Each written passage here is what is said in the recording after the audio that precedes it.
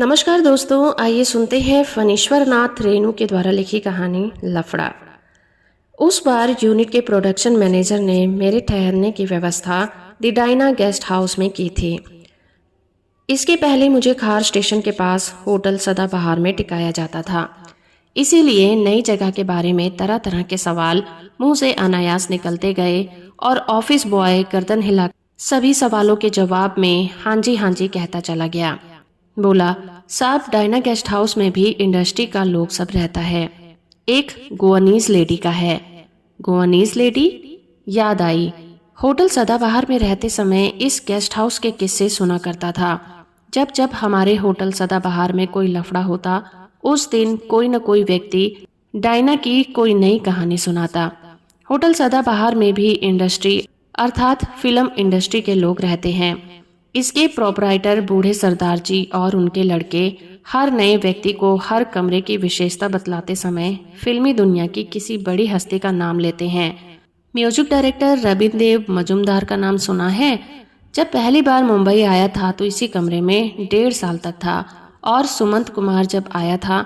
यूं लफड़े तो सदाबहार होटल में भी एक से एक दिलचस्प हैं, लेकिन डायना गेस्ट हाउस के किस्से दिलचस्प होने के साथ हॉट भी हैं। गोवानीज लेडी का नाम लेते ही मेरी आंखों के सामने गर्मा गर्म स्पाइक पोक का एक प्लेट आ जाता है। गेस्ट हाउस के सामने टैक्सी लगी। 3-4 परिचित चेहरे एक साथ दिखलाई पड़े और सभी एक साथ क्लिक पड़े। अरे दादा, आप कब आए? मुझे राहत मिली। सुना यदुवीर भी इसी गेस्ट हाउस में रहता है? उसके दोस्त रामपाल ने कहा। दादा, आपको क्या बताएं, बगैर एक बार आपकी चर्चा किए यदुवीर कभी बेड टी तक नहीं लेता, और इस बार आपको यहाँ ठहराने का इंतजाम उसी हरामजादे ने करवाया होगा। वह बोलता था दादा को एक बार इस गेस्ट हाउस में जरूर टिकाना होगा। इन परिचितों की कृपा से मुझे इस नई जगह में आकर कोई प्रारंभिक परिश्रम नहीं करना पड़ा।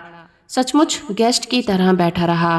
रामपाल दौड़ दौड़ कर गया और 2-3 मुहूर्त को साथ ले आया। कमरे की सफाई से लेकर बाथरूम की धुलाई तक तुरंत हो गई। रामपाल ने हर मुहूर्त का परिचय दिया। दादा, ये है गफूर, ये रामदास और ये दासगुप्ता। हाँ, बंगाली दासगुप्ता। ये सभी आपके बंदे हैं। सभी चाले चाइल्ड हीरो बनने के लिए घर से भागे थे, और अब दादा, अब आप आ गए हैं। कसम खुदा की आपको रोज एक नया प्लॉट मिलेगा यहाँ। अभी तो यहाँ हमारी मैडम से मिले ही नहीं हैं। बाहर एक तीखी और पतली आवाज गूंज उठी। रामपाल ने दांतों से जीभ काटते हुए कहा, आ गई चुड़ैल। नीले रंग के स्कर्ट में एक नाटी, काली और मोटी महिला दरवाजे पर प्रकट हुई और अचरज से मुझे देखने लगी। फिर रामपाल पर बरस पड़ी। तुम इधर में कहाँ? नया गेस्ट के पास हमारा चुगली खाने आया है। इडियट, ठहरो, आज तुमको निकालेगा, अब भी निकालेगा। रामपाल ने आज्ञाकारी पुत्र की तरह मुख मुद्रा बनाकर कहा। मैडम, आप क्या बोलता है? हम अभी पेट भर बैंदे की भुर्जी और बटाटा फ्राई खाया है। तुम्हारा चुगली किस पेट से खाएगा? पूछ लो दादा को इस गेस्ट हाउस में कौन लाया। मैडम, हम तुम्हारा भला छोड़कर कभी बुरा नहीं किया, और तुम? मैडम तुरंत खुश हो गई, बोली, अरे नहीं बेटा, तुमको यह सब पहचानता है। बोलो ना, तुम्हारा नया गेस्ट, यह दादा किधर से आया है? रामपाल ने जवाब दिया, आप हैं हमारे दादा, स्टोरी और डायलॉग लिखते हैं। खुदा कसम, फर्स्ट क्लास जेंटलमैन। रखो तुम्हारा खुदा कसम। अरे अब आता है तो सभी फर्स्ट क्लास जेंटलमैन होता है। मैडम बोली, मगर तुम लोग सबको बिगाड़कर छुट्टी कर देता है, एकदम 3rd क्लास कर देता है। इस बार रामपाल के तेवर बदल गए। Madam please be serious. दादा तुम्हारे इस रिचर्ड गेस्ट हाउस में आए हैं तो इसका मतलब यह नहीं कि अरे बेटे गाली काहे को बकता है, हम तो लव में बोला और तुम बोम मारने लगा। मैडम अब खुशामद के सुर में बोलने लगी। दादा, आपका ये Rampal, he is a child, लड़का है एकदम। बाहर फटी हुई आवाज में किसी ने पुकारा, मैडम। मैडम ने सिर पकड़कर कहा, ये कुत्ते का बच्चा इधर किधर से आ गया है, जरूर ड्रंक है। मैडम बाहर चली गई। मुझे मुस्कुराते हुए देखकर रामपाल उत्साहित हुआ। दादा, आप आ गए हैं, खुदा कसम आप खुश होकर लौटिएगा इस बार मुंबई से। ठहरिए, मैं यदुवीर को फोन करता हूँ, साला आजकल वेरी बिजी हीरो के साथ लगा हुआ है। मैंने पूछा, और तुम? अपन तो वही हैप्पी वैली साहब का साथ है, दर्द का दरिया और फर्स्ट असिस्टेंट लगा हुआ हूँ। अभी आया दादा। आप तब तक नहा धो लीजिए, बाथरूम में जाइएगा तो कमरा बंद कर लीजिएगा। रामपाल चला गया। मैं नहाने की तैयारी में लग गया। कंधे पर लुंगी, तौलियो और हाथ में साबुनदानी ले दरवाजा बंद करने ही जा रहा था कि मैडम आई। दादा, एक्सक्यूज मी, डिस्टर्ब किया आपको? लेकिन वह इधर उधर देखकर मेरे करीब चली आई। फिर धीरे से बोली, ये रामपाल को तुम कितने दिन से जानता है? बस 2 साल से। ये लड़का अच्छा है, मगर मैं कहती हूँ थोड़ा केयरफुल रहना। यहाँ किसी का भरोसा नहीं। डोंट बिलीव एनीबडी, तुमको फुर्सत में बतलाएगा। They are very dirty. अच्छा दादा, तुम ड्रिंक तो नहीं करता? हाँ, खबरदार। बाहर फिर किसी ने पुकारा, मैडम। मैडम ने मुंह बनाकर कहा, इधर सभी शैतान हैं, मगर मैं भी शैतान का खाला है। मेरे पास कोई लफड़ा नहीं। अभी गड़बड़ किया कि तभी गेट से आउट कर दिया। तुम इनकी बात में नहीं आना, सब डेंजरस है। फुर्सत में तुमको सब बतलाएगा। बाहर यदुवीर का ठहाका सुनाई पड़ा। मैडम बोली, ये आया दूसरा शैतान का बच्चा। वो रामपाल है ना? फिर भी अच्छा है। ये यदुवीर, तुम जानता है उसको? कब से? ओह, बहुत गंदा, बहुत गंदा। क्यों मदर, दादा से पुराना रिश्ता है क्या? यदुवीर के ठहाके से कमरा हिलने लगा। मैडम बोली, देख यदुवीर, हमेशा मस्करी ठीक नहीं। तुम इस तरह पागल का माफिक हंसता क्यों है? मदर। फिर मदर बोलता है। मदर नहीं तो क्या बोलेगा? Grand mother. अब भी निकालेगा। किसको? तुमको। देखता हूँ कैसे निकालता है किसको। हम निकालेगा, हम। 5 महीने का रेंट बाकी पड़ा है। उधर से वीकली 10-15 कर्जा खाता है। रेगुलरली लाज नहीं आता। काहे की लाज? तुम दिन में भी ड्रिंक करने लगा। ड्रिंक किया तो किसी के मरे हुए खसम का क्या गया? अभी निकल जाओ। नहीं निकलेंगे। नहीं, नहीं निकलता। नहीं, नहीं, नहीं, नहीं। My God. मैडम सिर पीट कर रोने लगी, पैर पटक पटक कर नाचती। न जाने किस भाषा में क्या क्या बोलने लगी। मैंने अवाक और अप्रसन्न होकर यदुवीर की ओर देखा। यदुवीर अप्रतिभ नहीं हुआ। उसने आंखें मटकाकर मुझे संकेत किया, मजा देखिए ना। मैडम कमरे से बाहर चली गई तो यदुवीर फिर ठट्ठा मारकर हंस पड़ा। मैंने कहा, ये कहाँ आ गया मैं? दादा, आपको यहाँ ठहरने की व्यवस्था मैंने करवाई है। 1 सप्ताह ही रहकर देख लीजिए। रामपाल हंसता हुआ आया। चूतिए, देखना मैडम आज तुमको निकाल कर ही पानी पिएगी। कह रही है नया गेस्ट के सामने हमारा इंसल्ट किया, हमारे मरे हुए खसम का नाम लिया। रो रही है ऑफिस का दरवाजा बंद करके। मारो साली कुतिया को, यदुवीर ने बिछावन पर लुढ़कते हुए कहा। और बतलाइए दादा। बांद्रा के दी डायना गेस्ट हाउस की मालकिन अधपगली गोनीस मोटी मीम को बांद्रा से खार तक बच्चा बच्चा जानता है। राह चलते बड़बड़ाती रहती है। तंदूरी चिकन कहने से बेहद चिढ़ती है। छोटे छोटे बच्चे तंदूरी चिकन कहकर गली में भाग जाते हैं और मैडम मोड़ पर खड़ी होकर गालियां सुनाती चली जाती है। तेरी मदर तंदूरी चिकन, तेरा बाप तंदूरी चिकन। उसी शाम को यदुवीर ने नया तमाशा दिखाया। दिन भर की रूठी और नाराज मैडम को चुटकी बजाकर खुश कर दिया। यदुवीर ने बड़े प्यार से हेलो मैडम कहा और वो रोने लगी। नहीं नहीं, हम तुमसे नहीं बोलेगा। नहीं मैडम, डियर डार्लिंग, सुनो मेरी बात। कुछ नहीं सुनेगा। हम तुमसे लव में बात किया और तुम नया गेस्ट के सामने हमको गाली बोला। नहीं नहीं, 24 घंटे में ही मेरा सिर बार बार चकराने लगा है। मैं कहाँ आ गया? पागल हो जाऊंगा यहाँ। डायना गेस्ट हाउस बाहर से जितना नया और साफ सुथरा दिखाई पड़ता है, अंदर से उतना ही पुराना और गंदा है। लकड़ी की खिड़कियां और रंगीन टाइल के इस मकान की उम्र 100 साल से कम नहीं होगी। सब मिलाकर 20 बड़े और 5 छोटे कमरे हैं। बड़े में 4 और छोटे में 2 गेस्ट रहते हैं। हर कमरे के बीच में लकड़ी का एक पार्टीशन और दरवाजा है जो दोनों ओर से बंद रहता है। हर कमरे में बाथरूम का फ्लश बिगड़ा हुआ है और झरना हमेशा चूता टपकता रहता है।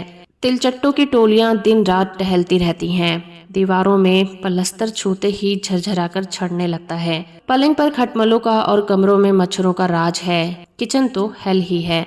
फिर भी यहाँ रहने वाले गेस्ट को हमेशा एहसास होता है कि मैडम की विशेष कृपा यानी कि एहसान से ही उन्हें यह जगह मिली है। मैडम फिल्मी लोगों से घृणा करती है। कहती है, एक आदमी होता है शराबी, कोई होता है छोकरीबाज और कोई होता है जुआरी। अलग अलग आदमी में अलग अलग ऐब होते हैं, मगर ये फिल्म का आदमी एक ऐसा जानवर होता है जिसको सींग भी होता है, जहरीले दांत भी होते हैं, तेज नाखून, हाथी जैसा सूंड भी। I hate, I hate. लेकिन उसकी घृणा के बावजूद उसके गेस्ट हाउस में हर कमरे में हमेशा फिल्मी लोग ही ठहरते थे और रहते रहेंगे। मैडम रोज शराब के खिलाफ हर गेस्ट के कमरे में जाकर भाषण और चेतावनी देती है। No wine and no women, दारू भी नहीं, छोकरी भी नहीं। और रोज शराब भी आती है और लड़कियां भी। खुद मैडम शराब पीती है और उसके लिए एक अधेड़ आदमी हर शनिवार को आता है, जिसको ऑफिस वाले कमरे में बंद करके मैडम खुद छोकरी हो जाती है। सभी जानते हैं। उस रात रामपाल और यदुवीर दोनों रेस में हार कर लौटे थे, इसीलिए टैक्सी से उतरकर सीधा मैडम के पास हाजिर हो गए। रामपाल ने गिड़गिड़ाते हुए कहा, मैडम, हमारी जान आज आपके हाथ में है। बाहर टैक्सी में छोकरी का मवाली बैठा हुआ है। Please madam. क्या छोकरी लेकर आया है? नहीं मैडम, कान पकड़ते हुए रामपाल ने कहा, ऐसा काम हम कभी नहीं करेंगे। तब उधर ही खलास करके आया। मैं समझा कि यदुवीर साले के पास पैसा और यदुवीर समझा कि रामपाल साले के पास पैसा होगा। एक ही छोकरी था या दो? मैडम ने दिलचस्पी के साथ पूछा। नहीं मैडम, एक ही। Get out. मैडम, मवाली टैक्सी में बैठा है, हमारी जान ले लेगा, खुदा की कसम। और तुम? मैडम ने यदुवीर की ओर मुड़कर कहा, तुम चुप काहे को है? अब बोलता क्यों नहीं? उधर से छोकरी के साथ ऐश करके आया है, इधर में अब बाहर जाकर मवाली के जूते खाओ ना। ठीक है, अच्छा है। यदुवीर बोला, तुम यहाँ लाने ही नहीं देती मैडम। हम तुमको कब मना किया? बोलो, मना किया कभी? कसम खाकर बोलो, तुमको कभी बोला? बाहर टैक्सी का कर्कश हॉर्न बजा। रामपाल हाथ जोड़कर गिड़गिड़ाया, मैडम प्लीज। कितना मांगता है? 200। मैडम चीख पड़ी, 200 एक कुतिया के वास्ते? 100 रुपी का हेड। My God. बेटे रामपाल, बेटे यदुवीर, तुम दोनों का जवाब नहीं। कैसी थी छोकरी? मैडम पहले मेहरबानी करके रुपए दो, फिर सब कुछ बताऊंगा, सब कुछ। मैडम ने यदुवीर की ओर देखकर नाक सिकोड़ते हुए कहा, तुम लोगों को नरक में भी जगह नहीं मिलेगी, समझे? 100 के 2 नोट रामपाल के हाथ में थमाकर मैडम बोली, आई हेट यू बोथ। तुम दोनों को कल ही यहाँ से निकालेगा, देख लेना। Get out. सुना, रामपाल और यदुवीर ने एक नाटक बहुत बार किया है और हर बार मैडम ने इसी तरह की धमकियों के साथ कर्ज दिए हैं। एक दिन यदुवीर ने कहा, आज आपको यहाँ का सिनेमा स्कोप दिखाऊंगा। आज शनिवार है ना? Cinema scope? वे दोनों एक साथ ही हंसे। रामपाल ने फिसफिसाकर यदुवीर से सब कुछ पूछा। यदुवीर ने बताया, 3 पीयर का प्रोग्राम है आज। 10 नंबर फ्लूट बनाने वाले बंगाली फटीक के पंजाबन भी आ जाएगी। 4 नंबर जवान सरदार की बुढ़िया और 8 नंबर में तो आज कोरस। यदुवीर बोला, और साली मदर का साला फादर भी तो आज ही आएगा। 1 बोतल काजू की शराब और कई बोतल कोला लेकर छोकरा दासगुप्ता आया। रामपाल ने कहा, दादा कसम खुदा की, इसके सामने स्कॉच भी कुछ नहीं। साली पहला किक ही ऐसा जमाकर लगाती है कि आदमी सीधे आउटर स्पेस में पहुंच जाता है। दासगुप्ता छोकरा आंखों से कोई संकेत लेकर आया। यदुवीर ने गटगटाकर गिलास खाली किया और उठकर दरवाजा बंद कर लिया। फिर बीच वाले लकड़ी के दरवाजे के पास जाकर बैठ गया। रामपाल ने धीरे स्वर में पूछा, क्यों, चालू है? साला इतना अर्ली के शुरू कर दिया इस भूखे बंगाली ने। रामपाल गिलास हाथ में लिए यदुवीर के पास आया।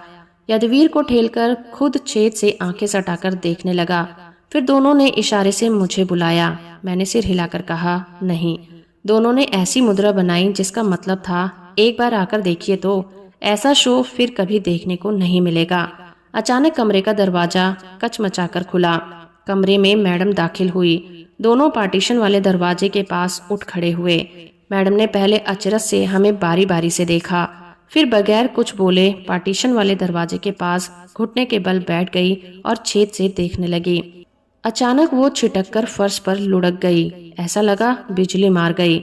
रामपाल और यदुवीर ने दौड़कर मैडम को संभाला। मैडम दोनों के बाह में अधलेटी सी थर थर कांप रही थी और बोलने की चेष्टा कर रही थी। माय गॉड, ये बीमार बंगाली जरूर मरेगा। देखा नहीं, पलट पोज लगाया है। यह जरूर मरेगा, देख लेना, अब भी निकालेगा उसको। यदुवीर और रामपाल दोनों एक साथ मैडम को प्यार भरी खुशामद किए जा रहे थे। Madam please don't disturb, show बर्बाद मत करो, मरने दो सालों को। तुम्हारा क्या हमारा क्या डार्लिंग, तुम कितनी अच्छी हो। तो दोस्तों, अभी आप सुन रहे थे फणीश्वर नाथ रेणु के द्वारा लिखी कहानी लफड़ा। उम्मीद करती हूँ मेरा ये प्रयास और ये कहानी आपको अच्छी लगी होगी। वीडियो को लाइक और चैनल को सब्सक्राइब करना बिल्कुल मत भूलिएगा।